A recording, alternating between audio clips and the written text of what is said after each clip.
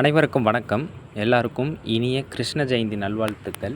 பழந்தமிழர்கள் வழிபட்ட 4 தெய்வங்கள்ல ஒருவரான முல்லை நில நாயகனாக கிருஷ்ணன்னு அழைக்கப்படக்கூடிய மாயவனுடைய பிறந்த நாள் தான் இன்னைக்கு சொல்லப்படுது.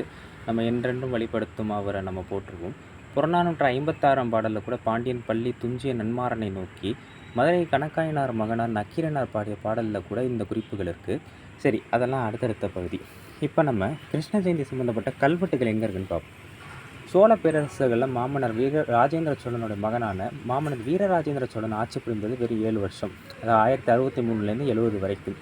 இவர் காலத்தில் செய்த எண்ணற்ற செயல்களை காஞ்சிபுரம் மாவட்டம் திருமுக்குடல் அப்பன் வெங்கடேச பெருமாள் கோவில், அதாவது பழைய சீவரங்கிற ஊர்லேருந்து பக்கத்தில் இருக்குது. இப்போ ரயில்வே ஸ்டேஷன்லேருந்து பாலாறு ஆற்றக்கானா இந்த கோவில் வந்துடும். இந்த கோவிலில் எண்ணற்ற கல்வெட்டுகள் சோழர் கால கல்வெட்டுகள் இருக்குது. அதில் வீரராஜேந்திர சோழன் காலத்து கல்வெட்டு முதல் பிராகாரத்தில் கிழக்கு சுவரில் இவரோட 5ஆம் ஆட்சி அந்த கிபி 1068ஆம் ஆண்டு கல்வெட்டாக சொல்லப்படுது. இந்த கல்வெட்டில் மருத்துவமனை இருந்தது இந்த கல்வெட்டு சொல்லுது. அதெல்லாம் நம்ம அடுத்தடுத்த பகுதிகளில் பார்ப்போம். இப்போ பார்த்தா அது ஒரு பெரிய கல்வெட்டு, அது ஒரு 10 வீடியோ போகும். அதில் ஒரு பகுதியை மட்டும்தான் இப்போ நம்ம இந்த வீடியோவில் நம்ம பார்க்க போகிறோம். கல்வெட்டு இதுதான்.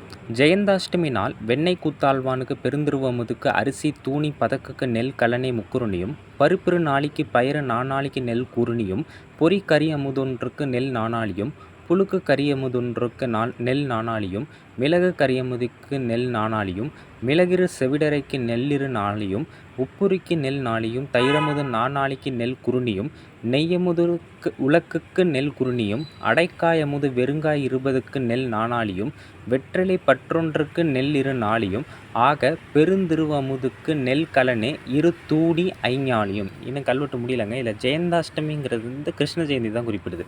அடுத்து அற்றை நாளாலமுது செய்தருள் அப்பத்துக்கு அரிசி குருணி 2 நாளைக்கு நெல் நானாளியும் நெய்யுரிக்கு நெல் பதக்கும் சர்க்கரை 20 பலத்துக்கு நெல் தூணியும் மிளகாளாவுக்கு நெல் நானாளியும் சீரகம் இரு செவிடரைக்கு நெல்லிரு நாளியும் ஆக அப்பவமுதுக்கு நெல் கலனை குருணி 1 நாளியுரியும் இத்தெருவில் எழுந்தருளி நாளமுது செய்தருள்ள வாழைப்பழம் 32க்கு நெல் பதக்கும் தைரமுதுக்கு நானாளிக்கு நெல் குருணியும் ஆக ஜெயந்தஷ்டமிக்கு நெல் முக்கலனே அருநாளியுரியும். அந்த காலத்தில் ஒவ்வொரு விழா கொண்டாடுறதுக்கும் ஒவ்வொரு இவ்வளோ படி நெல் கொடுக்கப்படணும் அப்படிங்கிறத கல்வெட்டில் வெட்டிகிட்டே போயிருக்காங்க.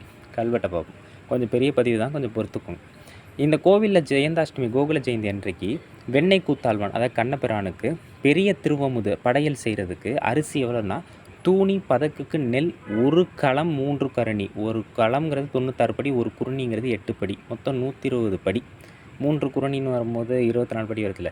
பருப்பு 2 நாளி மற்றும் பயிறு 4 நாளி பயன்படுத்துறதுக்கு நெல் எவ்வளோ கொடுக்குறாங்க? 1 குருணி கொடுக்குறாங்க, 8 படி நெல். பொறிக்கறி கருணக்கிழங்கு அமுது செய்கிறதுக்கு நெல் 4 நாளி, அதாவது 4 படி நெல் தராங்க. நன்றாக அவித்த கறி, அதாவது ஒரு விஷயம் நீங்கள் புரிஞ்சுக்கணும், இந்த பொருளெல்லாம் செய்கிறதுக்கு மாற்று, அதாவது பண்டமாற்று முறையை என்ன கொடுக்குறாங்க? நெல்லை கொடுக்குறாங்க. அதுதான் இதோட அர்த்தம். நன்றாக அவித்த கறி, கறினா காய்கறி. புழுக்கு கறி அமுது ஒன்றுக்கு நெல் எவ்வளோ கொடுக்குறாங்க? 4 நாளி, அதாவது 4 படி நெல் கொடுக்குறாங்க. அடுத்து மிளகு சேர்த்த காய்கறி அமுது ஒன்றுக்கு நெல் 4 நாளி, அதாவது 4 படி நெல்லும் மிளகு 2½ செவிடு, அதாவது 100 கிராம் மிளகு பயன்படுத்துறதுக்கு நெல் 2 நாளி 2 படி நெல்லும் ஒரு உரி, அதாவது உப்பு அரைப்படி தேவைப்படுறதுக்கு 1 நாளி 1 படி நெல்லும் நெய்யை கொண்டு செய்யும் அமுது, நெய்யை கொண்டு செய்கிற சாப்பாடு இருக்குது பார்த்திங்களா, அந்த இது ஒரு உலக்குங்கிறது 336 மில்லிலிட்டர் நெய், அதை பயன்படுத்துறதுக்கு 1 குருணி, அதாவது 8 படி நெல்லும் அடைக்காய்னா பாக்கு வெறுங்காய் 20க்கு நெல் எவ்வளோ? 4 நாளி, அதாவது 4 படி நெல்லும் வெற்றிலை பற்று ஒன்றுக்கு நெல், வெற்றிலை பற்று நிறைய இருக்கும்ல, அதுக்கு நெல் எவ்வளோ கொடுக்குறாங்க? 2 படி. ஆக இந்த திருவமுதுங்கும் போது பெரிய படையல் செய்கிறதுக்கு நெல் எவ்வளோ தேவைப்படுது? 1 களம் 2 தூணி 5 நாளி, அதாவது மொத்தம் 165 படி நெல் கொடுக்கப்படுது. அடுத்து ஜெயந்தாஷ்டமி நாளில் இன்னொரு வேலை செய்கிறாங்க. என்ன செய்கிறாங்கன்னா, அமுது செய்ய அப்பம், ஏன்னா பேரிலே தெரியும் அப்பன் வெங்கடேச பெருமாள். அப்போ அப்பத்துக்கு தேவையான அரிசி 1 குருணி 2 நாளி, அதாவது 10 படி அரிசி இது தேவைப்படுறதுக்கு நெல் எவ்வளோ தரப்படுது? 4 நாளி 4 படி நெல்லும் 1 உரி நெய், அதாவது 336 மில்லிலிட்டர் நெய் பயன்படுத்துறதுக்கு நெல் 1 பதக்கு, அதாவது 16 படி நெல்லும் 20 பலம், அதாவது 700 கிராம் சர்க்கரை தேவைப்படுறதுக்கு 1 தூணி நெல்லும், அதாவது 32 படியும் மிளகு 1 ஆளாக்கு, அதாவது 200 கிராம் மிளகுக்கு நெல் எவ்வளோ தேவைப்படுது? 4 நாளி 4 படி நெல்லும் 2½ செவிடு, அதாவது 100 கிராம் சீரகத்துக்கு நெல் எவ்வளோ தேவைப்படுது? 2 நாழி.